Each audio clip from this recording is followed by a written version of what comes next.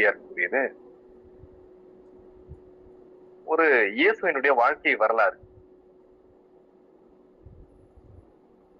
அந்த இயேசுவின் வாழ்க்கை வரலாற்றை இயேசு காவியம் அப்படின்னு எழுதியிருக்காரு. அந்த இயேசு காவியத்துல இருந்து இறுதியாக இயேசுநாதர் அவர்கள் மலை பொழிவில் அவர் ஆற்றிய உரையினுடைய கருத்து சுருக்கம்.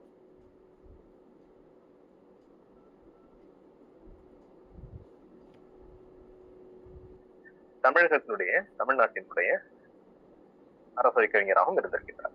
இயேசுவினுடைய வாழ்க்கை வரலாற்றையும் அவருடைய அறிவுரைகளையும் கூறும் நூல் இயேசு காவியம். இயேசு காவியம். அந்த நூலில் என்ற பகுதியிலிருந்து சில பாடல்கள்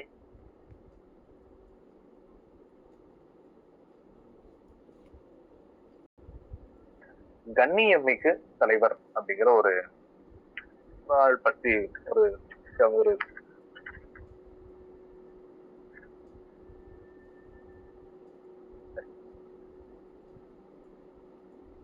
அது அறிஞர்கள் தலைவர்கள் அப்படிங்கிற தலைப்புல பார்த்திருக்கோம். மிக சிறந்த ஒரு அறிஞராக கருதப்பட்ட ஒரு நபர். அவரை பற்றிய செய்திகளை பார்க்கலாம். நுழைய முன்பகுதி. மக்களுக்கு வழிகாட்டிய தலைவர்கள் அவர்கள் ஒவ்வொருவரும் தமக்கே உரிய தனித்தன்மையான பண்புகளாலும் முத்திரை பதித்துள்ளார்.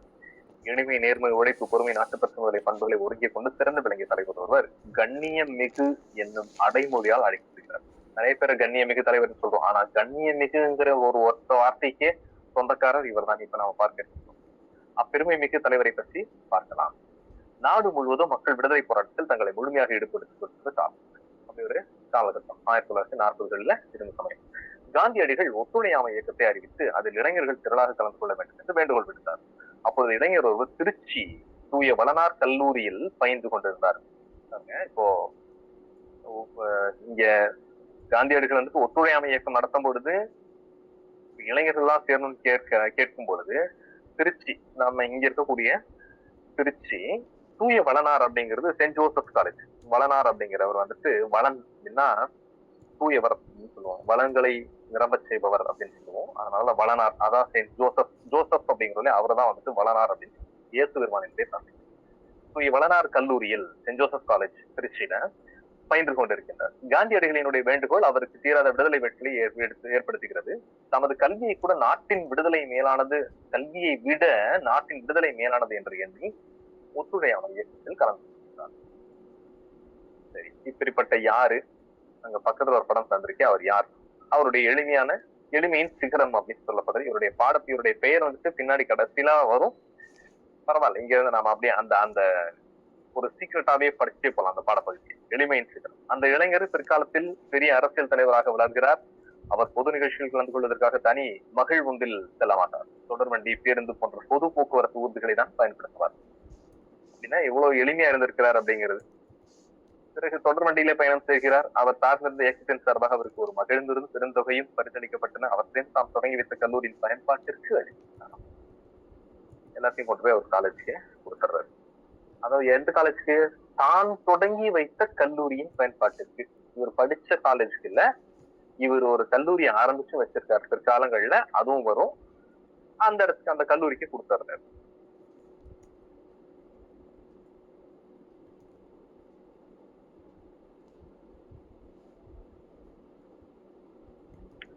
ஆடம்பரம் அற்ற ஒரு திருமணம் செய்கின்றார். அவருடைய குடும்ப நிகழ்வுகளிலும் எளிமையை காண முடிகிறது. அவர் தம் ஒரே மகனுக்கு திருமணம் செய்ய முடிவு செய்கிறார். அவர் மிகப்பெரிய தலைவர் என்பதனால் அவருடைய இல்ல திருமணம் மிகவும் ஆடம்பரமாக நிகழப் போகிறது என்று எல்லோரும் எண்ணியிருந்தார்கள். ஆனால் எந்தவித ஆடம்பரமும் இல்லாமல் மிக எளிமையாக தன்னுடைய மகனின் திருமணம்.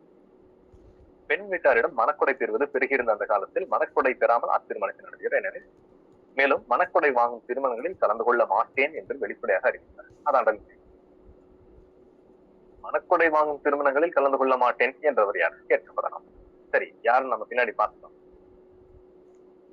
அப்படிப்பட்ட அவர் நேர்மை எப்படி இருக்காரு?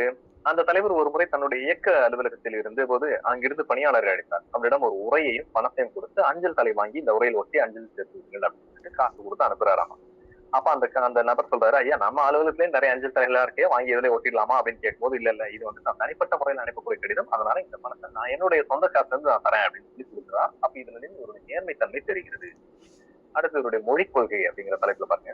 இந்தியா விடுதலை பெற்ற பிறகு நாட்டினுடைய ஆட்சி மொழியாக தெரிவித்த மனக்கூட்டம் நாடாளுமன்றத்தில் நடைபெறும். இது நீங்க தெரிஞ்சு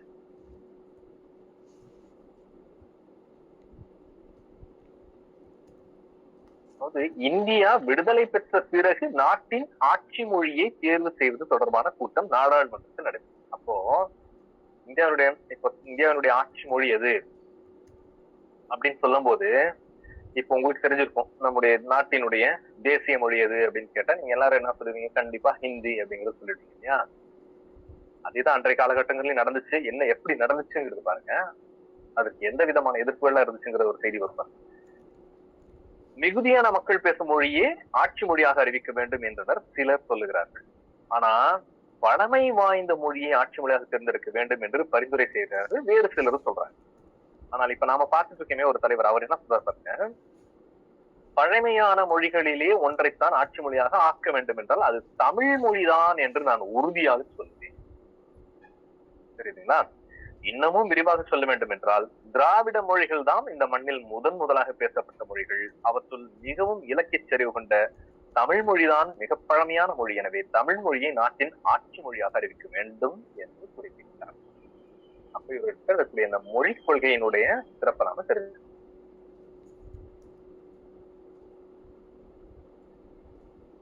அடுத்தது இப்ப நம்ம பார்க்கக்கூடிய இந்த தலைவரினுடைய நாட்டுப்பற்று. இந்த தலைவனுடைய உள்ளத்தில் எப்பொழுதும் நாட்டுப்பற்று மேலோங்கி இருந்தது. இந்தியாவுக்கும் சீனாவுக்கும் இடையே 1962ஆம் ஆண்டு போர் மூண்டது.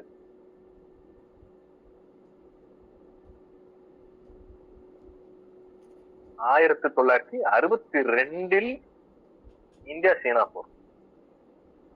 அப்பொழுது தன்னுடைய ஒரே மகனை போர் முனைக்கு அனுப்ப ஆயத்தமாக இருப்பதாக தெரிவித்து அந்த தலைவர் அப்போதைய முதன்மை அமைச்சர் ஜவஹர்லால் நேருவுக்கு கடிதம் எழுதுகிறார்.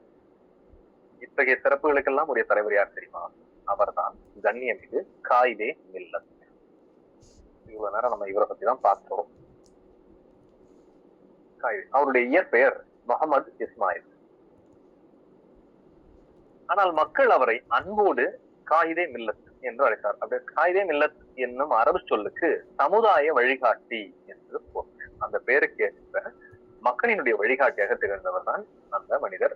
முன்னாடி இருக்க படத்தை பார்த்தீங்கன்னா, இப்ப படத்தை பாருங்க தெரிஞ்சுக்கணும் அவர் காயிதே மில்லத் அப்படிங்கிறது யார். சரி, இவர் என்ன அரசியல் பொறுப்புகள் எல்லாம் ஏற்றிருந்தார்? காயிதே மில்லத் 1946 முதல் 1952 வரை அப்போதைய சென்னை மாகாண சட்டமன்ற உறுப்பினராக இருந்து சிறப்பாக பணியாற்றினார். இந்திய அரசியலமைப்பு உருவாக்க குழு உறுப்பினராகவும் பணியாற்றினார். இந்திய விடுதலை பெற்ற பின் மாநிலங்களவை உறுப்பினர், மக்களவை உறுப்பினர் என பல பொறுப்புகளில் இருந்து மக்களுக்காக தொண்டு செய்தார். இவருடைய கல்விப்பணி, கல்வி ஒன்றுதான் ஒட்டுமொத்த சமூக வளர்ச்சிக்கு உறுதுணையாக இருக்கும் என்று எண்ணினார் காயிதே மில்லத். கல்வி மிகுந்தடில் கழிந்திடும் மடமை என்ற முதுமொழிக்கு ஏற்ப கல்வி நிறுவனங்களை உருவாக்க நினைத்தார். திருச்சியில் ஜமால் முகமது கல்லூரி, கேரளாவில் ஃபருக் கல்லூரி ஆகியவற்றை தொடங்க அவரை காரணமாக. அப்படின்னா இவர் வாங்கின அந்த காரு, அந்த பொருள் எல்லாமே இந்த 2 கல்லூரி எப்போ திருச்சி கொடுத்துருவாங்க. திருச்சியில் ஜமால் முகமது கல்லூரியை உருவாக்கியவர் இவர் தான். அதே போல கேரளாவில் ஃபருக் கல்லூரி. தொழில்துறை, இவர் மிகச்சிறந்த தொழில்துறை அறிவு பெற்றிருந்தார். இந்திய நாட்டின் கனிம வளங்களை பற்றி நாடாளுமன்றத்தில் எடுத்துரைத்தார். இதனால் இந்திய அரசு கனிம வளங்களை பயன்படுத்தும் பல்வேறு திட்டங்களை நடைமுறைப்படுத்தியது. அதன் மூலம் தொழில்துறை வளர்ச்சி அடைந்தது. மக்கள் நேரடியாகவும் மறைமுகமாகவும் வேலைவாய்ப்பினை பெற்றார்கள். தலைவர்கள் பலராலும் பாராட்ட பெற்ற பண்பாளர் இவர். எல்லாரிடமும் ஏற்பாடு இல்லாமல் எளிமையாக பழகும் தன்மை கொண்டவராக விளங்கினார். தம் வாழ்நாள் முழுவதும் சமய நல்லிணக்கத்தை பேணி வந்தார். இத்தகைய சிறப்புமிக்க தலைவர்களின் பெருமைகளை அறிந்து போற்றுவது நம்முடைய கருத்து. ஒரு எளிய ஒரு மனிதரை பற்றி நாம பார்த்து முடிச்சிட்டோம். இப்ப தெரிந்து தெளிவோம் அப்படின்னு ஒரு மேல ஒரு சின்ன ஒரு பெட்டி செய்தி. அந்த பெட்டி செய்தி தமிழக அரசியல் வானில் கல்வி இருந்த கார் இருளை அகற்ற வந்த ஒளிக்கெதிராக காயிதே மில்லத் முகமது இஸ்மாயில் அவர்கள் திகழ்கிறார் அப்படின்னு அறிஞர் அண்ணா அவரை போற்றிருக்கிறார். இப்படிப்பட்ட தலைவர் கிடைப்பது அரிது. அவர் நல்ல உத்தமமான மனிதர் என்று தந்தை பெரியார் அவர்கள் பேசியிருக்கிறார். படத்து பகுதிக்கு போயிடலாம். தாரா பாரதி அவர்கள் எழுதிய பாரதம் அன்றைய நாசங்காள் அப்படிங்கிற ஒரு பகுதி. இந்த தாரா பாரதியை பத்தி கொஞ்சம் தெரிஞ்சு வச்சுக்கணும். நாம இதுவரைக்கும் பார்த்துட்டு வந்த கவிதைகள்ல இருந்து இவருடைய கவிதை மட்டும் கொஞ்சம் வேறுபட்டு, நீங்க இந்த கவிதை வரிகளை படிக்கும் போதே தெரிஞ்சுக்கலாம் இது தாரா பாரதி எழுதினது அப்படின்னு. நல்ல மோட்டிவேஷன் கவிதைகளா இருக்கும். இவருடைய மோட்டிவேஷன்னா நல்ல ஊக்கம் தருபவையாக இருக்கும். உங்களுக்கு உந்து சக்தியாக இருக்கக்கூடிய வரிகள் எல்லாம் இவர் எழுதியிருப்பார்.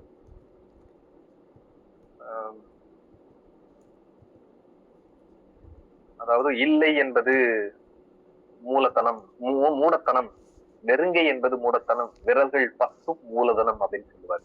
இந்த மாதிரி நல்ல வரிகள்ல தான் வெறுங்கை தான் இருக்கு, என்கிட்ட என்ன இருக்கு அப்படின்னு சொல்றதெல்லாம் வந்து மூடத்தனம், விரல்கள் 10 இருக்குதே உங்ககிட்ட அப்படிங்கறதுதான் மூலதனம் அப்படின்னு ஒரு நல்ல ஒரு ஒரு சிம்பிள் விஷயத்த ரொம்ப அழகா சொல்ல நல்ல ஒரு மோட்டிவேஷன் தரக்கூடிய ஒரு கவிஞர்.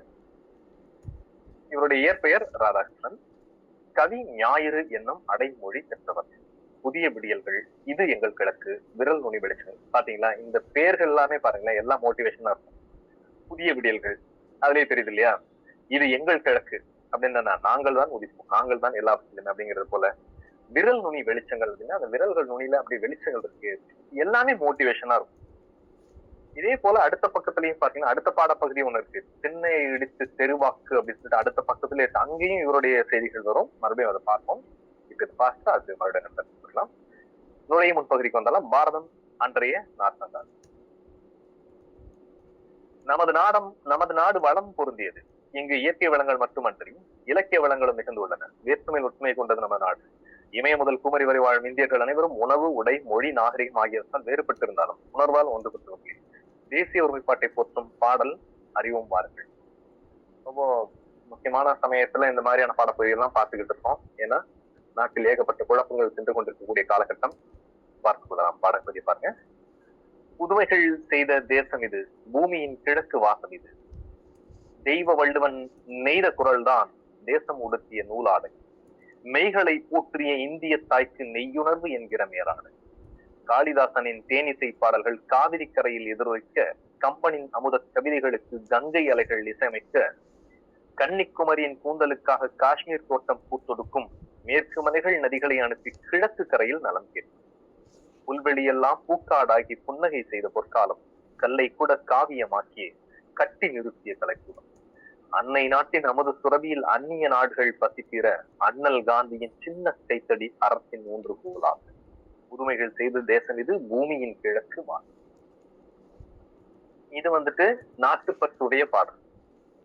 இந்த பாடலினுடைய சொல்லும் பொருளும் மட்டும் பாருங்க. மெய் உண்மை தேசம் நாடு அப்படிங்கிற கொடுத்திருக்கு. இந்த பாடப்பதனுடைய பாடலின் பொருள் இப்ப நீங்க கேட்டது அப்படி கொஞ்சம் உங்களுக்கு தெளிவா புரியுற போல நான் வாசிச்சா நீங்க கேட்டுட்டீங்கனாலே போதும்.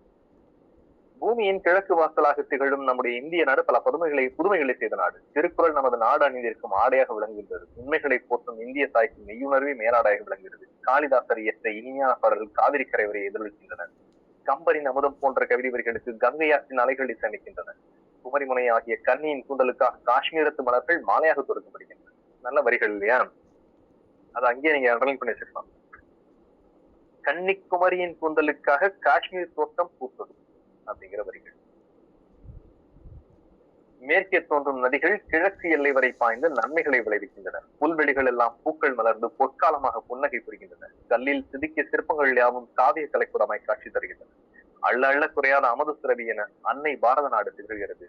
நம் நாடு பிற நாட்டு மக்களின் பசியையும் போக்கி வருகிறது. அறத்தின் 3 கோலாக காந்தியடிகளின் அகிம்சை என்னும் சிறிய கைத்தடி விளங்குகிறது அப்படின்னு தாராபாரதி அவர்கள் எழுதிய மிகச்சிறிய ஒரு கவிதை. நல்ல தேசப்பற்று மிக்க கவிதை. அடுத்த கவிதையும் அவரே எழுதியதுதான். அதுலயும் பாருங்க, ஆசிரியர் குறித்த கவிஞர் தாராபாரதி எழுச்சி மிக்க கவிதைகள் எழுதுவதில் வல்லவர். ஆசிரியராக பணியாற்றியவர் தமிழக அரசினுடைய நல்லாசிரியர் விருது பெற்றிருக்கிறார். புதிய விடியல்கள், இது எங்கள் கிழக்கு, தாராபாரதி கவிதைகள் முதலிய 27 நூல்கள். இவர் வாழ்ந்த காலம் 1947 இருந்து 2000 வரைக்கும் கிட்டத்தட்ட 53 ஆண்டுகள் தான் இவர் ஓய்வு வாழ்ந்திருக்கிறார். ஆனால் மிகச்சிறந்த கவிதைகள் எல்லாம் எழுதி திண்ணையை இடித்து தெருவாக்கு. பாத்தீங்கன்னா அந்த இடத்துல ஒரு பொது நல பாருங்க, தலைப்புல பாருங்க, பாடப்பகுதி திண்ணையை இடிச்சு விட்டு தெருவாக்கிடாது அப்படின்னு. திண்ணையை வச்சிருந்தோம்னா தான் மட்டும் பயன்படுத்துவோம், தெருவாக்கி விட்டோம்னா எல்லாரும் பயன்படுத்துவோம். உட்கார் நண்பா, நலம் தானா? நீ ஒதுங்கி வாழ்வது சரிதானா? சுட்டு விரல் நீ சுருக்குவதா? உன் சுய பலம் உனக்குள் ஒடுங்குவது. இவ்வளவு நல்லா மோட்டிவேட் பண்றாரு. புல்லாய் பிறந்தேன் நான் என்று நீ புலம்ப வேண்டாம். நெல் கூட புல்லின் இனத்தை சேர்ந்ததுதான். அது பூமியின் பசியை போக்குது இல்லையா? அது ரொம்ப சாதாரண ஆட்கள் நாம அப்படிங்கிற நினைப்பே வேண்டாம். சாதாரணமா இருக்கக்கூடிய ஒரு புல்லு கூட, நெல் வகையை சேர்ந்த புல்லு கூட மற்றவனுடைய பசியை ஆற்றுகிறது இல்லையா? கடலில் நான் ஒரு துளி என்று நீ கரைந்து போவதில் பயனல்ல. கடலில் நான் ஒரு முத்தென்று நீ காட்டு உந்தன் தலை தூக்கு. போதுமா? வந்தது யாருக்கும் தெரியாது, நீ வாழ்ந்ததை உலகம் அறியாது, சந்ததி கூட மறந்துவிடும், உன் சரித்திரம் யாருக்கு நினைவு வரும்? திண்ணைதானா உன் தேசம், உன் தெருவொன்றேயா உன் உலகம்? திண்ணையை இடித்து தெருவாக்கு, உன் தெருவை மேலும் விரிவாக்கு. என்ன அழகான வரிகள் பாருங்க, என்ன எதுகை மோனையோட அழகா கொடுத்துருக்காரு. எத்தனை உயரம் இமயமலை, அதில் இன்னொரு சிகரம் உனது தலை. எத்தனை ஞானியர் பிறந்த தரை, நீ இவர்களை விஞ்சிட என்ன தடை? பூமி பந்து என்ன விலை, உன் புகழை தந்து வாங்கும் விலை. நாம் இப்பொழுதே புறப்படுவோம், வா நல்லதை எண்ணி செயல்படுவோம். சரிங்களா? இந்த பாடப்பகுதியை படிச்சுட்டு கூடிய நீங்கள் எல்லோருமே எக்ஸாம்ஸ் எழுதுறதுக்காக புறப்பட்டிருக்கீங்க. நீங்கெல்லாம் தாங்க இந்த தலையெழுத்தை மாத்தணும். அதாவது எக்ஸாம்ஸ்க்கு ப்ரிப்பேர் பண்ணக்கூடியவங்க, இந்த போட்டித் தேர்வுகளுக்கு யாரெல்லாம் இருக்கின்றீர்களோ இவர்களால் தான் இந்த உலகம் மாற்றம் அடையும். அரசியல்வாதிகளை விட்டுலாம், நான் அரசியல்வாதிகள் கூட போட்டித் தேர்வுகளில் வெற்றி பெற்ற வெற்றியாளர்களை கொண்டுதான் இந்த நாட்டை வழிநடத்தி, ஐஏஎஸ் அதிகாரிகளை வைத்துக் கொண்டுதான் இந்த நாடு நடைபெற்றுக் கொண்டிருக்கிறது. அதனால நீங்களும் ஒரு கால பிற்காலங்கள்ல ஐஏஎஸ் அதிகாரி, ஐபிஎஸ் அதிகாரி எப்படி வேணாலும் வரலாம் இல்லையா? அதற்காக முயற்சி எடுங்க. அடிக்கடி தாராபாரதி இந்த கேள்விகள் தான் படிச்சுக்கிட்டே இருக்கேன். அப்பதான் தெரியும் உங்களுடைய பவர் என்ன அப்படிங்கிறது உங்களுக்கே தெரியும். அடுத்த பகுதிக்கு போயிடலாம். வேலு நாச்சியார் வரலாற்று சிறப்பு வாய்ந்த ஒரு பெண்மணி வேலு நாச்சியார். சரிங்க, நேரடியாக பாடப்பகுதிக்கு போயிடலாம். வேலு நாச்சியார் யார்? இங்க நாம என்ன பார்த்து இருக்கின்றோம் இந்த பாடப்பகுதியில அப்படின்னா, வணிகம் செய்ய வந்த ஆங்கிலேயர் சிறிது சிறிதாக நம்மளுடைய நாட்டை கைப்பற்றிக் கொண்டார்கள். அது ஒன்று. அவர்களை எதிர்த்து வீரப்போர் புரிந்தவர்கள் பலர், அதுவும் உங்களுக்கு தெரியும். அவர்களில் வெற்றி பெற்றவர்கள் சிலர் தான். வீரமும் அதனால் விளையும் வெற்றியும் போருக்கு முக்கியமானது. சூழ்நிலைக்கு ஏற்ப செயல்பட்டு பெரும் வெற்றியே சிறந்தது. விடுதலை போரில் ஆண்களுக்கு நிகராக செயல்பட்டு வந்த பெண்கள், வாகைக்கூடிய பெண்களில் ஒருவரை பற்றி அறிவோமார்கள். நிறைய பெண்கள் இருந்தாங்க. அதுல விடுதலை போர் காலகட்டங்கள்ல இருந்த ஒரு பெண்மணி இந்த சிறப்பை பார்க்க போகிறோம். இவங்க வந்துட்டு வேலு நாச்சியார் தலைப்பிலே முன்னாடியே கொடுத்ததுனால இந்த பாடப்பகுதியினுடைய முக்கிய நோக்கம் வந்துட்டு காளையார் கோயில் அப்படிங்கிற பகுதியை வந்து பிடிக்கணும்.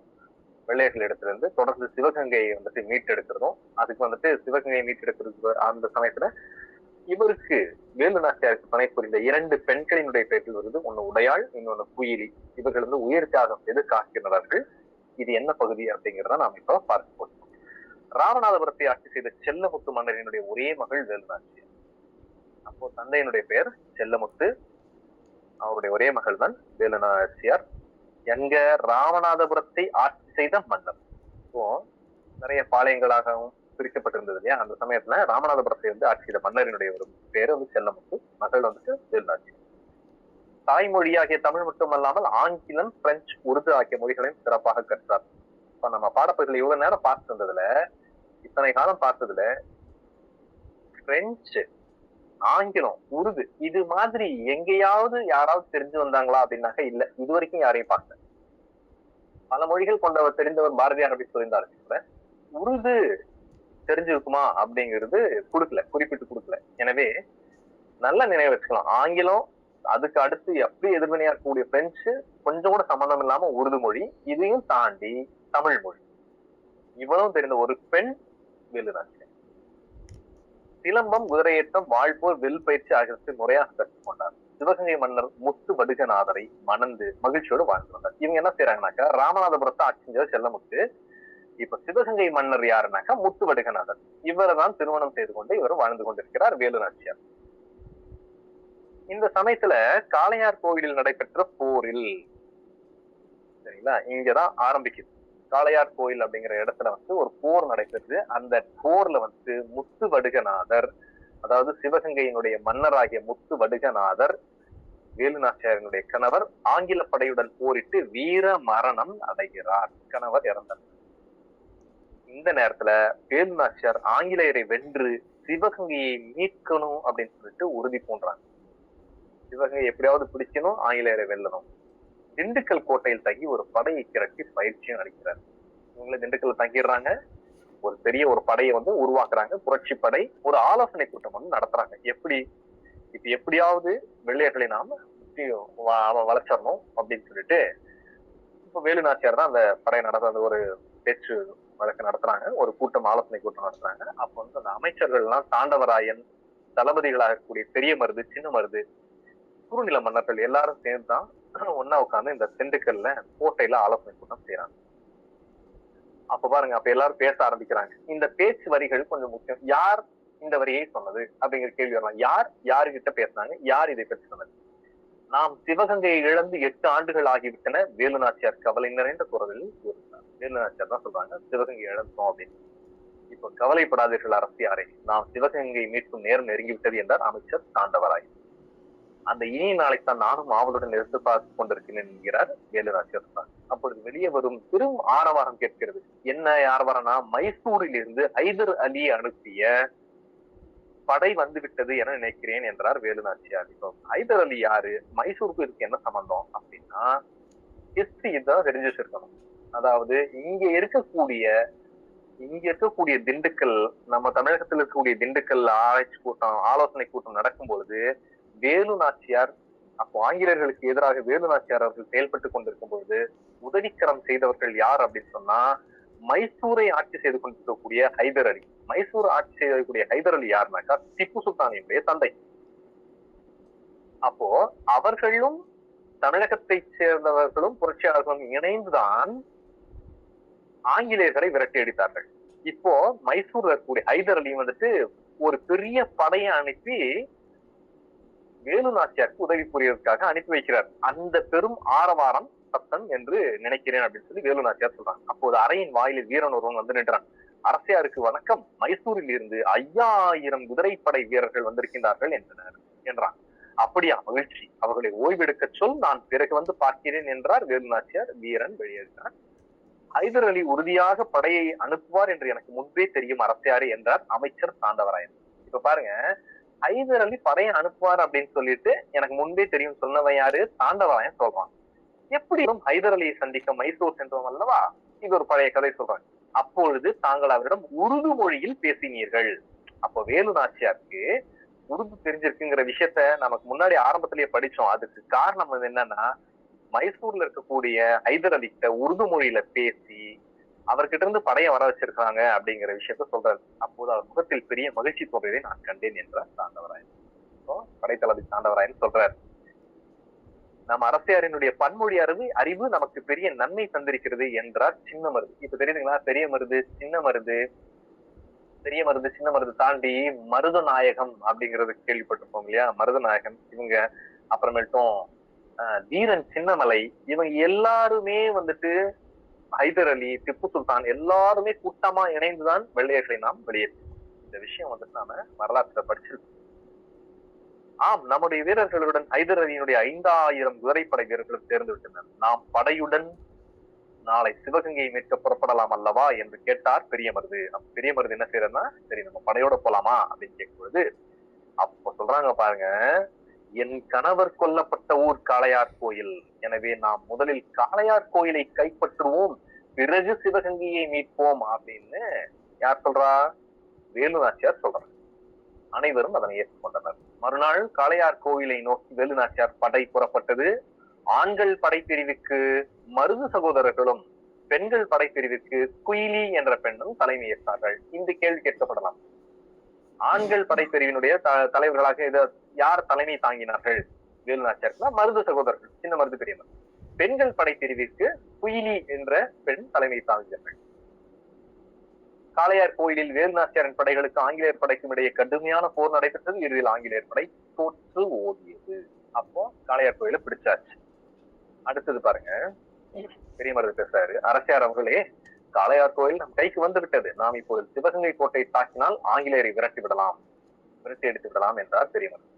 இப்போ வந்துட்டு இந்த இடத்துலதான் ராஜதந்திரம் செயல்படுத்துறாங்க வேலு நாச்சியார். அவசரம் வேண்டாம், இப்போது சிவகங்கை கோட்டை கதவுகள் அடைக்கப்பட்டிருக்கும். எதிர்வரும் விஜயதசமி திருநாள் அன்று கதவுகள் திறக்கப்படும். அப்ப நம்ம தெரிஞ்சுக்கணும், கோட்டையினுடைய கதவுகள் திறக்கணும் அப்படின்னு சொன்னாக்கா ஒரு நன்னாளில் திறக்கப்படும். அன்றைய சமயத்தில் உள்ளே யாரும் சென்று வரலாம்னாக்கா அது விஜயதசமி திருநாள் தான். அப்பொழுது நம்முடைய படைகள் உள்ளே நுழையலாம் என்றார் வேலு நாச்சியார். விஜயதசமிங்கிறது எவ்வளவு முக்கியமான நாள் அப்படிங்கிறது தெரிஞ்சுக்கணும். அப்படின்னாக்கா எல்லா வகையான மக்கள் சென்று உள்ளே போய் எல்லாவற்றையும் வித்து கொண்டு வருவதற்கோ அல்லது விழாக்களை செய்வதற்காகவோ அந்த விஜயதசமி அன்றைக்கு மட்டும்தான் கோட்டை கதவுகள் திறக்குமாம். அப்பவும் சொல்றாங்க இல்லையே, அப்படி நாம் உள்ளே நுழைய வேண்டும் என்று சொன்னால் பெரிய காவல் இருக்குமே அப்படின்னு சொல்லி சின்ன மருது சொல்லும் போது, விஜயதசமி நாள்ல கோட்டைக்குள் செல்வதற்கு பெண்கள் மட்டும் அனுமதி உண்டு அப்படின்னு பாருங்க, ஆண்களுக்கு அனுமதி கிடையாது. இப்ப வேலுநாச்சியார் சொன்னாங்க, நம்முடைய பெண்கள் பிரிவினர் கூடைகளில் பூக்கள் பழங்கள் ஆகியவற்றுடன் ஆயுதங்களையும் மறைத்துக் கொண்டு கோட்டைக்குள் செல்லட்டும். உள்ளே அவர்கள் தாக்குதலை தொடங்கியதும் நமது ஆண்கள் பிரிவினரும் கோட்டைக்குள் நுழைந்து தாக்கட்டும், ஆங்கிலேயரை விரட்டி எடுத்து விடலாம் என்றார் வேலுநாச்சியார். இது வந்துட்டு ராஜதந்திரம், இது அரசியல் போடக்கூடிய ஒரு சூழ்ச்சியான ஒரு விஷயம். அப்படியே செய்யலாம் அரசியார். இன்னும் ஒரு செய்தி, தங்களை காட்டிக் கொடுக்குமாறு உடையாள் என்னும் பெண்ணை ஆங்கிலேயர்கள் வற்புறுத்தினார்களாம், அவள் மறுத்ததால் கொன்று விட்டார்களாம், அவளுக்கு நாம் உரிய முறையில் சிறப்பு செய்ய வேண்டும் என்றார் அமைச்சர் தாண்டவராயன். இப்ப வேலுநாச்சியார் யாருங்கிற அடையாளம் சொல்லணும் அப்படிங்கிறதுக்காக வேண்டி உடையாள்ங்கிற ஒரு பெண்ணை வந்துட்டு, உடையாள் அப்படிங்கிற ஒரு பெண்ணை ஆங்கிலேயர்கள் பிடிச்சு வச்சுக்கிட்டு யாருன்னு எங்களுக்கு வேலுநாச்சியார் காட்டி கொடுன்னு கேட்டிருக்காங்க. அந்த உடையாள் அப்படிங்கிறவங்க மறுத்ததன் காரணமாக அவளை கொன்றுறாங்க. அவர்களுக்கும் சிறப்பு செய்யணும்னு சொல்லிட்டு அமைச்சர் தாண்டவராயன் சொல்றாரு. அதுக்கு வேலுநாச்சியார் வந்து அப்போ ஏற்கனவே பிரச்சனையில சண்டை வரும் அப்படின்னு தெரிஞ்சுதான் இந்த ஆங்கிலேயர்கள் உடையாளை பிடிச்சு வச்சிருக்காங்க. பெண்ணிட்ட கேட்டிருக்காங்க. அந்த பெண் மறுக்கவும் கொண்டிருக்காங்க. அவளுக்கு ஒரு நடுகள் நடுவதற்கு ஏற்பாடு செய்யுங்கள் அமைச்சரே, அவருடைய பெருமையை எல்லோரும் அறிந்து கொள்ளட்டும் என்றார் வேலுநாச்சியார். நடுகள்னா என்ன அப்படிங்கிறது அங்க பக்கத்துல ஒரு படம் கொடுத்திருப்பாங்க. நடுகள் நட்டக்கல் அப்படின்னாக்கா, நடுகள் அப்படிங்கிறது இறந்துபட்ட வீரர்களினுடைய பெயரையோ உருவத்தையோ பொறித்து கல்லில் பதித்து அவர்கள் இறந்துபட்ட இடத்திற்கு மேல் வைத்து விடுவது, இதுதான் நடுகள். இந்த வழக்கம் தான் இன்றைக்கும் இருக்குது. சமாதி கட்டி விட்ட பிறகு மேல வந்துட்டு ஒரு பெரிய கல்வெட்டு எல்லாம் போட்டு எழுதிடுறோம் இல்லையா, இந்த இவர் மரணித்திருக்கிறார் அப்படிங்கிற விஷயத்த. இதுதான் நடுகள் வழக்கம். உங்களுக்கு தெரியுமா ஈரோட்ல நடுகள் எங்க இருக்கு அப்படின்னு? சென்னை மலைக்கு அருகில நொயலாற்றினுடைய கரையில நடுகள் பகுதி இருக்கு. நான் அதை சொல்றேன். அது ஆராய்ச்சி மேற்கொண்டு கண்டு எடுத்திருக்காங்க. இப்பவும் வந்துட்டு அந்த இடத்துல ஆராய்ச்சி நடைபெற்று இருக்கு. சரி, நடுகள் ஒன்று. சரி, அப்படியே நாம் அந்த நடுகளை வைத்து விடுவோம் என்று அமைச்சரும் சொல்லுகிறார். விஜயதசமிக்கு முதல் நாள் சிவகங்கையை நோக்கி புறப்பட்டது படை. வழியில் உடையாளுக்காக நடப்பட்ட நடுகள் முன்பு குதிரையில் இருந்து இறங்கினார் வேலுநாச்சியார். தான் வைத்திருந்த தாலியை எடுத்து அந்த நடுகளுக்கு காணிக்கையாக்கிறார். என்ன செய்யறாங்கன்னாக்கா, இந்த நடுகள் எடுத்து காணிக்கையா, நடுகளுக்கு காணிக்கையா தன்னுடைய தாலியை எடுத்து அங்க அணிவிச்சிடுறாங்க. அருகில் நின்ற வீரர்கள் உடையாள் புகழ் ஓங்குக என்று முழக்கமிட்டனர். அந்த வரி முக்கியம், உடையாள் புகழ் ஓங்குக. அப்ப நடுகல்ல வரக்கூடிய இந்த ஒரு வார்த்தை வந்துட்டு நடுகளுக்கு பக்கத்துல இவங்க வீரர்கள் எல்லோரும் சேர்ந்து சொல்றாங்க. படை மறுநாள் காலை சிவகங்கையை அடைகிறது. அரசியாரே, நான் நமது பெண்கள் படைப்பிரிவுடன் மாறு வேடத்தில் உள்ளே செல்கிறேன். உள்ளே சென்றதும் அங்குள்ள ஆயுத கிடங்குக்கு எப்படியாவது தீ வைத்து விடுகிறேன். தீ எரிவது தெரிவிந்ததும் நம் படை உள்ளே நுழையட்டும் என்று கூறினாள் குயிலி. அப்படின்னா பெண்கள் படைக்கு தலைமை தாங்கி செல்லக்கூடிய குயிலி என்ன சொல்றாங்கன்னாக்கா, நான் மாறு வேடத்துல எப்படியாவது நான் அந்த கோட்டைக்குள்ள நுழைஞ்சிடுறேன், உள்ள போயிட்டு தீக்கிடங்கு வச்சு அந்த தீ வச்சு விடுறேன் தீக்கிடங்குக்கு. அது எரிகிறது பார்த்த உடனே புரட்சி படை நீங்க எல்லாருமே உள்ள வந்துடணும் அப்படின்னு சொன்ன உடனே அப்படியாகட்டும் என்கிறார் வேலுநாச்சியார் சொன்னாங்க. குயிலியும் பெண்கள் படையினரும் கோட்டைக்குள்ள போயிடுறாங்க. கொஞ்ச நேரத்துல கோட்டைக்குள்ள நல்ல ஒரு பெரும் கூச்சல் எழுது, உயரமா தீ எரியுது தெரியுது. இப்ப என்ன ஆயிடுச்சுனாக்கா, வெளியில இருக்கவங்களுக்கு ரைட், அப்போ இப்ப சரியான தருணம் தான் இது, நாம உள்ளே போயிடலாம் அப்படின்னு உள்ள போறாங்க. நமது படை உள்ளே நுழையட்டும் என்று ஆணையிட்டார் வேலுநாச்சியார். படை வீரர்கள் கோட்டைக்குள் பாய்ந்து சென்றனர். ஆங்கிலேயனுடைய படையுடன் கடுமையாக போரிட்டனர். இறுதியில் ஆங்கில படை தோல்வியடைந்து கோட்டையை விட்டு, இப்போ ஏற்கனவே சொல்லப்பட்ட அந்த பகுதியார், முதல்ல அவருடைய கணவர் இறந்துபட்ட பகுதியான காளையார் கோயிலை பிடிச்சிடுறாங்க. அடுத்து சிவகங்கை கோட்டையை பிடிச்சாரு. பிடிச்சோடனே எல்லாரும் வந்து வெற்றி வெற்றி அப்படின்னு முழக்கமிடுறாங்க. இப்போ இந்த வெற்றிக்கு முழக்கமான இந்த காரணமா இருந்த குயிலி எங்க அப்படின்னு வேலுநாச்சியார் கேக்குறாங்க. கேட்கும்போது அப்பவே தீ பற்றி எரிந்துச்சு இல்லையா, அது எப்படி இருந்துச்சுன்னா, குயிலி தான் தன்னுடைய உடலில் தீ வைத்துக் கொண்டு ஆயுத கிடங்கிற்குள் குதித்து விட்டாள் என வீரர்கள் கூறினார். இதுதான், அதாவது தன்னைத்தானே பற்ற வைத்துக் கொண்டு அந்த ஆயுத கிடங்குக்குள்ள குதிச்சிடுறாங்க. அப்படி குதிச்சதுனாலதான் அங்க தீ பற்றி எரிது. அதை பார்த்துதான் போறாங்க. அப்போ குயிலி முன்கூட்டியே திட்டமிட்டு சொல்லாமலே செய்த ஒரு விஷயம். இரண்டு பெண்கள் இங்கு மரணித்திருக்கிறார்கள் வேலுநாச்சியாருடைய படையில். ஒன்னு உடையாள் என்ற பெண்ணை காட்டி கொடுக்குமாறு கொல்லப்பட்டது. இங்கு தன்னைத்தானே மாய்த்து கொண்ட குயிலி. குயிலி தன் உயிரை தந்து நம் நாட்டை மீட்டுக் கொடுத்திருக்கிறாள். அவளுடைய துணிவுக்கும் தியாகத்திற்கும் வீரத்திற்கும் தலை வணங்குகிறேன் என்ற உணர்ச்சி பெருக்கோடு கூறினார் வேலுநாச்சியார். வேலுநாச்சியாரினுடைய வீரம் இந்த பாடப்பகுதியில் நாம் தெரிஞ்சுக்கிறது. மருது சகோதரர்களினுடைய ஆற்றல், ஹைதர் அலியினுடைய உதவி ஆகியவற்றோடு குயிலியின் தியாகமும் நினைந்தால் சிவகங்கை மீட்கப்பட்டது. இப்படிதாங்க ஒரு பகுதியா முக்கியமான நபர்கள் எல்லாம் நிறைய பேர் அழிஞ்சு இறந்து போய்தான் சுதந்திரத்துக்கு வழிவகுத்தாங்க. இதெல்லாம் நமக்கு தெரிஞ்சுக்கணும். ஹிஸ்டரி தெரியாம நாம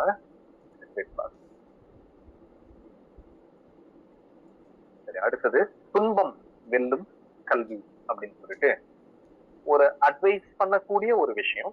இந்த பாடப்பகுதியை எழுதியவர் மக்கள் கவிஞர் என்று சிறப்பாக பேசப்படக்கூடிய பட்டுக்கோட்டை கல்யாணசுந்தரம். எளிய தமிழில் சமூக சீர்திருத்த கருத்துக்களை வலியுறுத்தி பாடியவர் பட்டுக்கோட்டை கல்யாணசுந்தரம். திரைசை பாடல்களின் உழைப்பாளிகளினுடைய உயர்வை போற்றியவர். திரைசை பாடல்களில் உழைப்பாளிகளினுடைய உயர்வை போற்றியவர் மக்கள் கவி. நிறைய பேர் கவிஞர்களுக்கு ஒரு புனை பெயர் நாம் பார்த்து வந்திருக்கோம். இந்த பாடப்பகுதி முழுவதுமே எதையும் கொஞ்சம் கவனமா இருக்கும். சரி, இதுக்கு முன்பாக கொஞ்சம் முன்னாடி வாங்க, அந்த வேலுநாச்சியாரனுடைய பாடப்பகுதியில ஒரு சின்ன ஒரு பெட்டி செய்தியை விட்டுட்டு வந்துட்டோம். வேலுநாச்சியாரினுடைய காலம் 1730 1796. வேலுநாச்சியார் சிவகங்கையை மீட்ட ஆண்டு வந்துட்டு 1780. ஜான்சி ராணிக்கு முன்பே ஆங்கிலேயரை எதிர்த்து வீரப்போர் புரிந்தவர் தான் வேலுநாச்சியார். ஒரு முக்கியமான வரிகள் கொஞ்சம் பார்த்துச்சுங்க. அவருடைய காலம் 1730 1796. சிவகங்கை மீட்ட காலம் வந்துட்டு 1780 அவங்க மீட்டிருக்காங்க. சரி, இப்போ பாடப்பகுதி சொல்லலாம். துன்பம் வெல்லும் கல்வி. இது வந்துட்டு அட்வைஸ், நேரடியா நமக்கான அட்வைஸ். என்ன, கல்வியின் அழகு என்பார் தெரியும். கற்றபடி நிற்பதே அந்த அழகை பெறுவதற்கான வழி. அதுதான் கற்றவன் நிற்க அதற்கு தகதான். கல்வி அறிவை வளர்ப்பதோடு பண்படுத்தவும். எவ்வளவுதான் கற்றிருந்தாலும் பண்பாடு இல்லாவிட்டால் அந்த கல்வி பயன் அற்று போகும். பண்பட்ட மனிதரினுடைய புகழே பல்லாண்டு நிலைத்திருக்கும். எனவே படிப்போம், பண்பாட்டோடு நிற்போம், பார்ப்போற்ற வாழ்வோம். கற்பதை கற்றது நிற்க அதற்கு தக. அதுக்கு ஒரு பாடப்புத்தகம். ஏட்டில் படித்ததோடு இருந்து விடாதே, நீ ஏன் படித்தோம் என்பதையும் மறந்து விடாதே. நாட்டின் நெறி தவறி நடந்து விடாதே, நம் நல்லவர்கள் தூற்றும்படி வளர்ந்து விடாதே. தூற்றும்படி அப்படின்னாக்க திட்டும்படியா, இகழும்படியா. மூத்தோர் சொல் வார்த்தைகளை மீறக்கூடாது, பண்பு முறைகளிலும் மொழிதனிலும் மாறக்கூடாது. மாற்றார் கைப்பொருளை நம்பி வாழக்கூடாது, தன்மானமில்லா கோரையுடன் சேரக்கூடாது. துன்பத்தை வெல்லும் கல்வி கற்றிட வேணும், நீ சோம்பலை கொள்ளும் திறன் பெற்றிட வேணும். வம்பு செய்யும் குணம் இருந்தால் வெற்றிட வேணும், அறிவு வளர்ச்சியிலே வான்முகத்தை தொட்டிட வேணும். வெற்றி மேல் வெற்றி பெற, விருது வர, பெருமை வர, மேதைகள் சொன்னது போல் விளங்கிட வேண்டும். பெற்ற தாயின் புகழும் நீ பிறந்த மண்ணின் புகழும் பற்றாமல் உன்னோடு வாழ்ந்திட வேண்டும். அவ்வளவுதான், ஒரு நல்ல ஒரு அட்வைஸ். இதுவும் எதுகை மோனையோட தரப்பட்டிருக்கு. உங்களுக்கு எதுகை மோனையெல்லாம் தெரிஞ்சிருக்கும் இல்லையா? எதுகை என்பது 2வது எழுத்து ஒன்று போல வருவது, மோனை என்பது முதல் எழுத்து வருவது, எய்கு இறுதி எழுத்து வருவது. வேண்டும் வேண்டும் வேண்டும், கூடாது கூடாது அப்படிங்கிற மாதிரியான வார்த்தைகள் எல்லாம் திரும்ப திரும்ப வருவது வந்துட்டு அணி இலக்கணத்துக்கு கொண்டு போனீங்கன்னாக்கா ஒரு பொருள் பின்வரு நிலையணி அப்படின்னு சொல்லி சொல்லும் பொருள் பாருங்க. தூற்றும்படி அப்படின்னா இகழும்படியாக. மூத்தோர் என்பவர்கள் இங்கு பெரியவர்களை குறிக்கிறார். மேதைகள்னா அறிஞர்கள். மாற்றார்னாக்கா மற்றவர்கள். நெறி என்பது வழி, மற்றாமல் அழியாமல். இது எளிமையான பாடப்பகுதி தான். அடுத்த பகுதிக்கு போயிடலாம். இங்க பாடலின் பொருள் அப்படின்னு சொல்லிட்டு இப்ப நம்ம படிச்சதுதான் கொடுத்திருக்கு, அதனால இது தேவையில்லை. அடுத்த பகுதிக்கு போயிடலாம். செய்யும் தொழிலே தெய்வம். மீண்டும் பட்டுக்கோட்டை கல்யாணசுந்தரம் அவருடைய சிறிய பகுதி பாருங்க. மக்கள் கவிஞர். இப்ப ஏற்கனவே நம்ம படிச்சிட்டோம். மக்கள் கவிஞர் என்று அழைக்கப்பட்டவர் பட்டுக்கோட்டை. நமக்கு இந்த மக்கள் கவிஞர் கொடுத்த சாய்ஸ்ல பாரதியார் போட்டாங்க. நீங்க எல்லாருமே பாரதியார் சொல்லிடுங்க. மக்கள் கவிஞர் யார் அப்படின்னா பாரதியார். பாரதியார், கவியரசு கண்ணதாசன், பட்டுக்கோட்டை கல்யாணசுந்தரம், இந்த 3 பேர் ஆப்ஷன் வச்சோம்னாக்கா கொஞ்சம் டஃபா இருக்கும். ஓகே, கேட்கறதுக்கு ஈஸியா இருக்கும். மக்கள் கவிஞர் என்று போட்டப்பட்டவர் யார் அப்படின்னாக்கா பாரதியாரும் மக்கள் கவிஞர் போல தெரிவாரு, கண்ணதாசனும் மக்கள் கவிஞர் போல தெரிவாரு, பட்டுக்கோட்டை கல்யாணசுந்தரமும் மக்கள் கவிஞர் போல தெரிவார். ஆனால் நேரடியாக பட்டுக்கோட்டை கல்யாணசுந்தரம் தான் அப்படிங்கிறது தாங்க சொல்ல தெரியும்.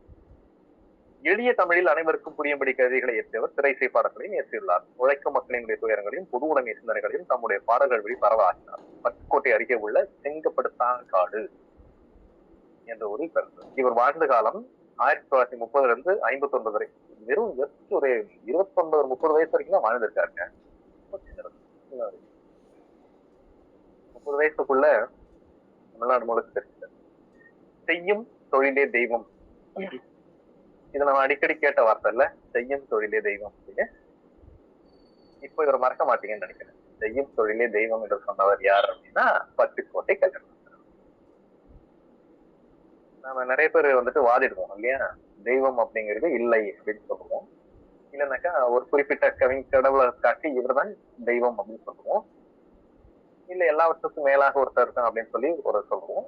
ஆனா பட்டுக்கோட்டை கல்யாணம் சொன்னா என்ன சொன்னார்னா பொது உடைமைக்கு சொன்னார், செய்யும் தொழில் தான் என் தெய்வம் அப்படின்ட்டு.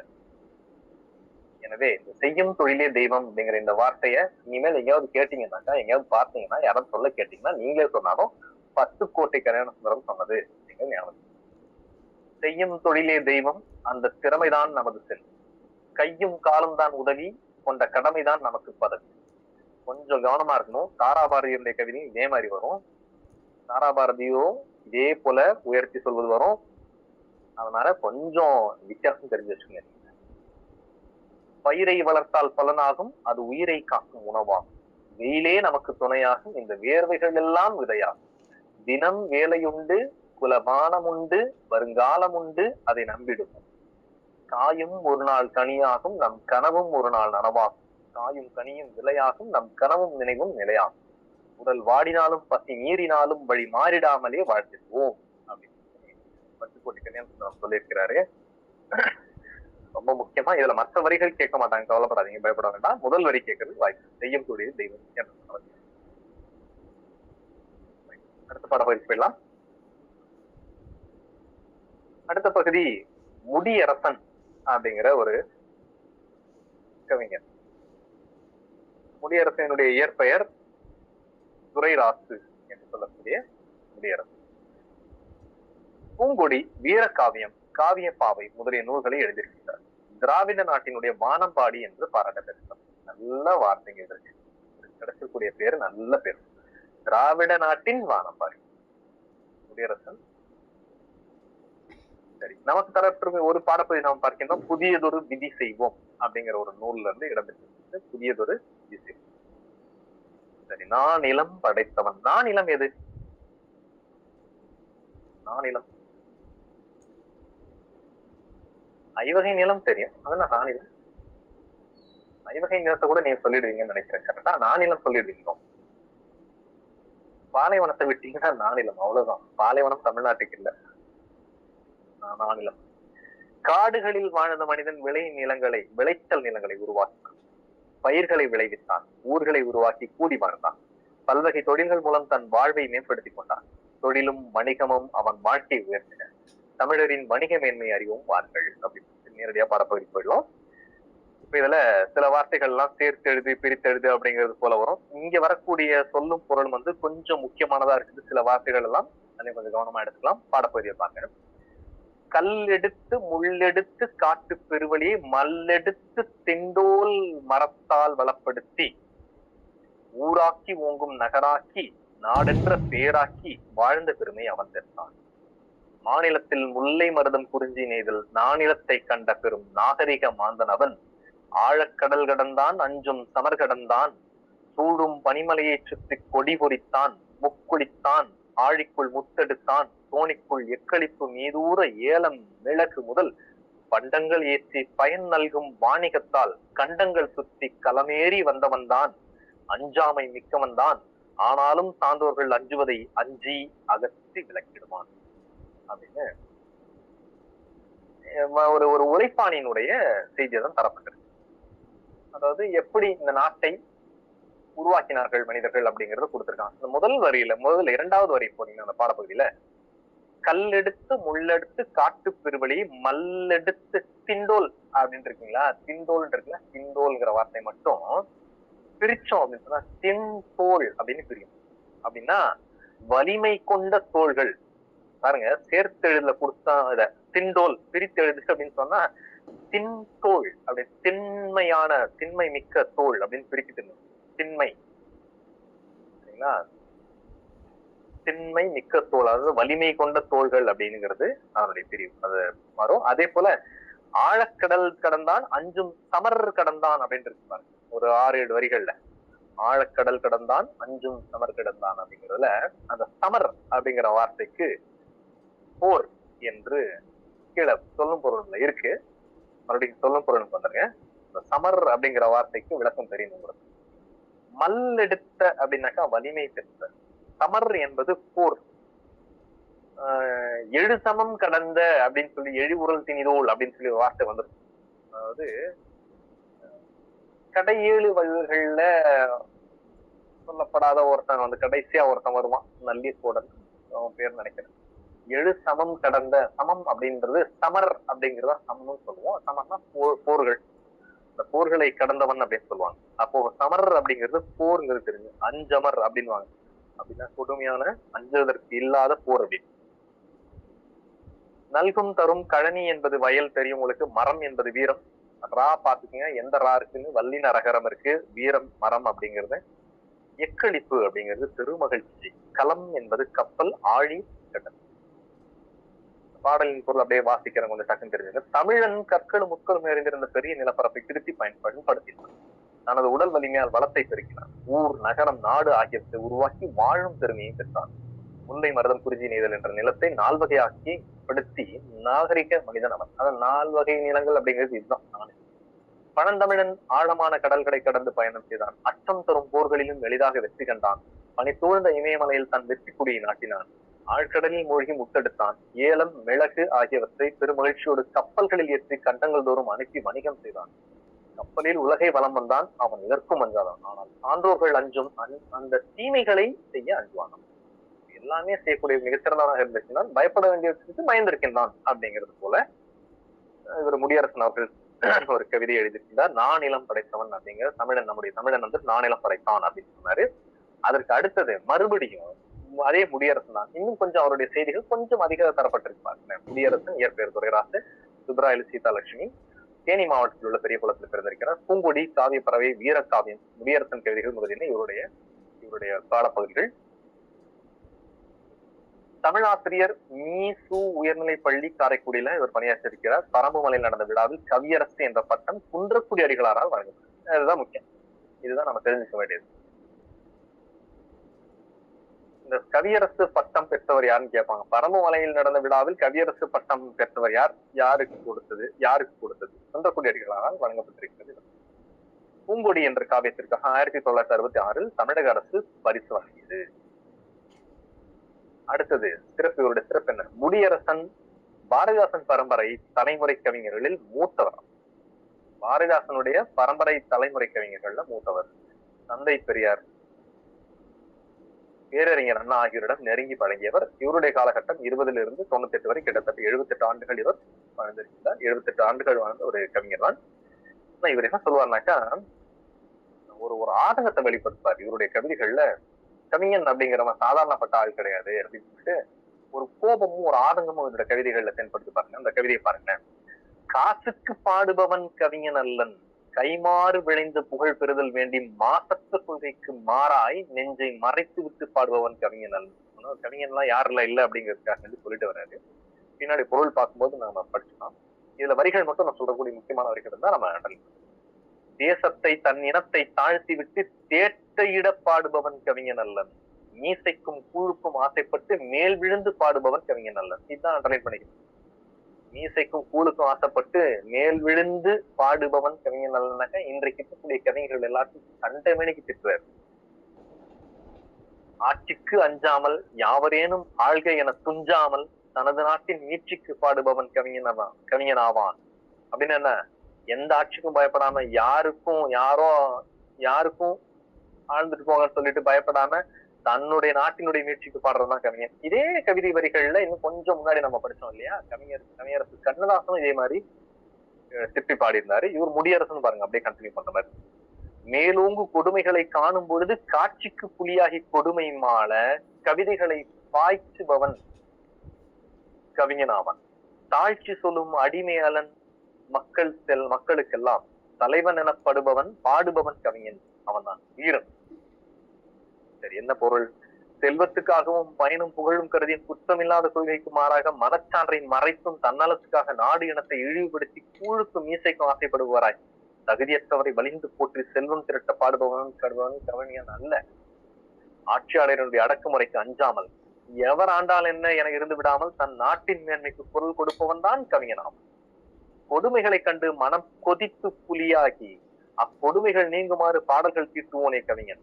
எதற்கும் தலைவணங்கும் அடிமையாகாமல் மக்களின் தலைவனாக தன்னை எண்ணி பாடுபவனே உண்மை மறவன், அவனே கவிஞன் சொல்லிட்டு சொற்பொருள்ல கைமாறுனா பயன், மாசற்றன குற்றமற்ற, தேட்டை இடனாக்கா செல்வம் திரட்ட. தேட்டை இட இந்த வார்த்தை நம்ம அதிகம் பயன்படுத்துறது இல்லை, அதனால தெரிஞ்சு சொல்லணும். தேட்டை இட என்றால் செல்வம் திரட்டுவது. மீட்சி என்பது மேன்மை, மாலா இன்பம் நீங்காத இன்பம், மாலை என்பது நீங்காது. அடுத்த பயிற்சி போயிடலாம். பட்ட மரம் அப்படிங்கிற ஒரு தலைப்பு. இது வந்துட்டு கவிஞர் தமிழ் ஒளி அப்படிங்கிறவர் பாடியிருக்கிறார். நூல் வெளியான கவிஞர் தமிழ் ஒலி 1924 1965 வரை வாழ்ந்திருக்கின்றார். கிட்டத்தட்ட இவருமே சின்ன வயசு தான், ஒரு 40 ஆண்டுகள் தான் வாழ்ந்திருக்கிறார். புதுவையில் பிறந்திருக்கிறார். பாரதியாரினுடைய வழித்தோன்றலாகவும் பாரதிதாசனுடைய மாணவராகவும் விளங்கியவர். மக்களுக்காக பல படைப்புகளை உருவாக்கியவர். நிலை பெற்ற சிலை, வீராயி, கவிஞனின் காதல், மேதினமே வருக, கண்ணப்பன் கிளிகள், குருவிப்பட்டி, தமிழர் சமுதாயம், மாதவி காவியம் முதலானவை இவருடைய படைப்புகள் குறிப்பிடத்தக்கவை.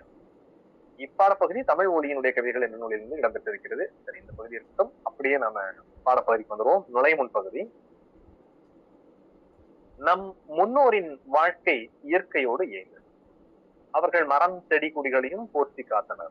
கால மாற்றத்தில் இவ்வாழ்வு சிறிது சிறிதாக மறைந்து கொண்டே வருகிறது. மரம் என்பது மனித வாழ்வில் மிகவும் இன்றியமையாதது. மரங்கள் இல்லை என்றால் நமக்கு உயிர் வழி கிடைக்காமல் போய்விடும். அவ்வகையில் பட்டு போன மரம் ஒன்று கவிஞர் ஒருவரினுடைய உள்ளத்தில் ஏற்படுத்திய குமுறலை வெளிப்படுத்தும் இந்த கவிதை மரங்களை வளர்த்து பேணி காத்திட வேண்டும் என்ற உண்மையை நமக்கு ஏற்படுத்துகிறது. மரங்களை வளர்க்கணும் அப்படிங்கிறது, இயற்கையை பாதுகாக்க வேண்டும் அப்படிங்கிறத அந்த பட்டு போன மரம் ஒன்று சொல்றது போல இங்க தரப்பட்டிருக்கு. நேரடியா இது உங்களுக்கு புரிஞ்சிடும். மொட்டை கிளையோடு நின்று தினம் பெரு மூச்சு விடும் மரமே, வெட்டப்படும் ஒரு நாள் வரும் என்று வசனம் அடைந்தனையோ. குந்த நிழல் தர கந்த மலர் தர கூரை விரித்த இலை, வெந்து கருகிட இந்த நிறம்பர வெம்பி குமைந்தனையோ. கட்டை எனும் பெயர் உற்று கொடும் துயர் பட்டு கருகினையோ. பட்டை எனும் உடை இற்று கிழிந்து எழில் முற்றும் இழந்தனையோ. காலம் எனும் புயல் சீறி எதிர்க்க கலங்கும் ஒரு மனிதன் ஓலமிடக்கரம் நீட்டிய போல் இடர் எய்தி உழந்தனையோ. பாடும் பறவைகள் கூடி உனக்கொரு பாடல் புனைந்ததுவும், மூடு பனித்திரை ஊடு புவிக்கொரு மோகம் கொடுத்ததுவும், ஆடும் கிளைமிசை ஏறி சிறுவர் குதிரை விடுத்ததுவும் ஏடு தெருங்கதையாக முடிந்தன. எல்லாமே முடிஞ்சு போயிடுச்சு. ஒரு பட்டு போன மரம் பேசுவதை போல கவிஞர் தமிழ் ஒலி அவர்கள் பாடியிருக்கிறார். நல்ல வரிகள். சொல்லும் பொருள் பாருங்க. குந்த அப்படின்னாக்கா உட்கார, கந்தம் என்பது மனம், வாசம், சுகந்தம் அப்படின்னு சொல்றோம் இல்லைங்களா, சுகந்தம், அதுல கந்தம் மட்டும் எடுத்துக்காங்க. மனம். மிசை என்பது மேல், நீ மிசை உயர அப்படின்பாங்க, மேல மேல அப்படின்னு, அதற்கு மேல அப்படின்னு. விசனம் என்பது கவலை. அது இந்த பேச்சு வழக்குல விசனமா போச்சு அப்படிங்கிற வார்த்தை எல்லாம் கேள்விப்பட்டிருக்கீங்க. விசனம் கவலை. அதுக்கு பக்கத்துல இலக்கண குறிப்பு கொடுக்கப்பட்டிருக்கு. அந்த இலக்கண குறிப்புல வெந்து, வெதும்பி, எய்தி இவையெல்லாம் வினையச்சங்கள். ரொம்ப நேரத்துக்கு அப்புறமேட்டும் நாம இலக்கண குறிப்பை பார்க்கின்றோம். வெந்து, வெதும்பி, எய்தி. ஒரு சொல் வார்த்தையில் இகரம் அல்லது உகரம் நின்றுச்சுனாக்கா அது வினை எச்சம். அகரம் இருந்தால் அது பெயரெச்சம். நினைவுடைய ஈஸ்ல அகரம் இருந்தால் பெயரெச்சம், அகரம் மட்டும் இருந்தா பெயரெச்சம் கிடையாது. அதுக்கு என்ன காரணம் இருக்கு சொல்றேன் பின்னாடி. அடுத்தது மூடு பணி என்பது வினைத்தொகை. மூடு பணி வினைத்தொகைங்கிறது எப்படி கண்டுபிடிக்கணும்னா, ஏற்கனவே மூடிய பணியா, தற்பொழுது மூடிக்கொண்டிருக்கும் பணியா, இனிமேல் மூடும் பணியா தெரியல. 3 காலத்திற்கும் பொதுவாக இருக்கின்ற காரணத்தினால் இது நம்ம நிச்சயம் சொல்லிட முடியும், இது வினைத்தொகை. ஆனா அடுத்தது கொஞ்சம் குழப்பம் தரக்கூடிய ஒரு வார்த்தை. இது கேட்கப்படலாம். ஏதாவது ஒரு டஃப் கொஸ்டின் அப்படின்னு சொன்னோம்னாக்கா இந்த கேள்வி கேட்டா அந்த கேள்வித்தால் வினா கடினம் அப்படிங்கிற அர்த்தம். ஆடும் கிளை, அதுக்கு என்ன கொடுத்திருக்காங்கன்னா பேரத்த தொடர்ந்து கொடுத்திருக்கான். ரொம்ப கவனிக்கப்பட வேண்டிய விஷயம். ஆடும் கிளை அப்படின்னு சொல்லும் போது நீங்க இந்த வார்த்தை ஓரளவுக்கு இலக்கணம் தெரிஞ்சவங்க என்ன நினைப்பீங்கன்னாக்கா, ஒருவேளை இது வினை தொகையாக இருக்குமோ அப்படின்னு தோணலாம். ஏன்னா ஆடும் கிளை, ஆடி கிளை, ஆடும் 3 காலத்திற்கும் பொதுவாக இருக்குமோ அப்படிங்கிறது போல தோணலாம். ஆனா பேரச்ச தொடர் அப்படிங்கிறது கொடுத்துருக்கோம். இது ஒரு நல்ல விளக்கம் தெரிஞ்சுக்கணும். ஆடும் கிளை அப்படின்னாக்கா இப்ப ஆடும் அப்படின்னு சொல்லிட்டாங்க, அது நிகழ்காலத்தை கொடுத்துட்டாங்க இல்லையா. ஆடும் என்ன ஆடும், என்னமோ ஆடும், அப்போ ஒரு எச்சம் ஆயிடுச்சு அந்த இடத்துல. கிளை ஆடும், கிளை என்பது பெயர் சொல், அப்ப அது பெயரெச்ச தொடராக மாறுகிறது. இதுவே வந்துட்டு ஆடு கிளை அப்படின்னு நேரடியா கொடுத்துருந்தான்னு வைங்களேன், ஆடு கிளை அப்படின்னு சொல்லிட்டு அப்பிணை தொகை ஆடுங்கிளை அப்படிங்கறது கொடுத்ததுனால இது ஒரு பெயரச்ச தொடர். அதுவும் என்ன ஒரு பெயரச்ச தொடர் அப்படின்னா எதிர்கால பெயரச்ச தொடர். எதிர்காலம்ங்கிறது கொடுக்கல, ஆனா நம்ம இதுல கவனமா இருக்கணும். எதிர்காலத்தில் ஆடும் அப்படிங்கறதுனால எதிர்காலத்தில் அப்படிங்கிறது ஆயிடுச்சு. அந்த இம்மு தான் இங்கா மாறி இருக்கிறது, ஒரு திரிவு, ஒரு எழுத்தினுடைய மாற்றம், ஒரு மாற்றம் நடந்திருக்கு. வந்துட்டு இங்கா மாறி இருக்கு. ஆடும் கிளைன்னு கொடுக்கறது ஆடும் கிளைன்னு கொடுத்தாங்க, பெயரச்ச தொடராக மாறி இருக்கு. எனவே கவனம் இருக்கணும். ஆடும் என்பது எதிர்கால பெயரெச்சம், கிளை என்பது பெயர் சொல். எனவே பெயரச்ச தொடராக இது மாறுகிறது. இதே ஆடு கிளை, இங்கோ இம்மோ தரான ஆடு கிளை அப்படின்னு கொடுத்திருந்தா அது நினைவுல வச்சுக்குவீங்கன்னு நினைக்கிறேன். கொஞ்சம் கவனம் இருக்கட்டும். அடுத்தது பகுபத உறுப்பிலக்கணம் கொடுத்திருக்காங்க. விரித்த விரி இத்து இத்து அப்படிங்கிறது இது உங்களுக்கு தெரியும். பகுதி வினை, பகுதி வந்துட்டு கட்டளை சொல்லாக இருக்கு. விரி இத்து சந்தி, அடுத்து இத்தேர்ந்த கால இடமே அகரத்தில் முடிகின்ற காரணம் அது பெயரச்ச விருத்தி. குமைந்தனை அப்படிங்கிற வார்த்தை குமை இத்து வந்து இந்தாகிறது, அடுத்து இத்து அன் ஐ அப்படின்னு பிரித்துப்பாங்க. குமைந்தனை குமை பகுதி இத்து சந்தி இத்திந்தானது விகாரம், அடுத்த இத்திறந்த கால இடையே அன் சாரியை ஐ அப்படிங்கிறது குமைந்தனை, அதுல இருக்கக்கூடிய ஐ முன்னிலை ஒருமை வினைமுத்து. முன்னாடி இருக்கக்கூடிய ஒருத்தரை பார்த்து நாம சொல்றது முன்னாடி இருக்கக்கூடிய. இப்ப இந்த இடத்துல வந்துட்டு மரத்தை சொல்லியிருந்தாலுமே குமைந்தனைங்கிறது மரத்தை சொல்லப்பட்டிருந்தாலும் ஐ என்பது ஒருமைதான் குறிக்குது. முன்னிலை இருக்கக்கூடிய ஒருமையை வினைமுத்தாக கொண்டிருக்கக்கூடிய ஒரு விகுதியாக ஐ. சரி, இதோட இன்றைக்கான பாடப்பகுதியை நாம் நிறைவு செய்து கொள்ளலாம் அப்படின்னு நான் நினைக்கிறேன். அடுத்தது தொடர்ச்சியாக அடுத்த பகுதியில பார்க்கலாம். தொடர்ந்து கொஞ்சம் கவனமா படிச்சுட்டே வாங்க. கீழே ஏதோ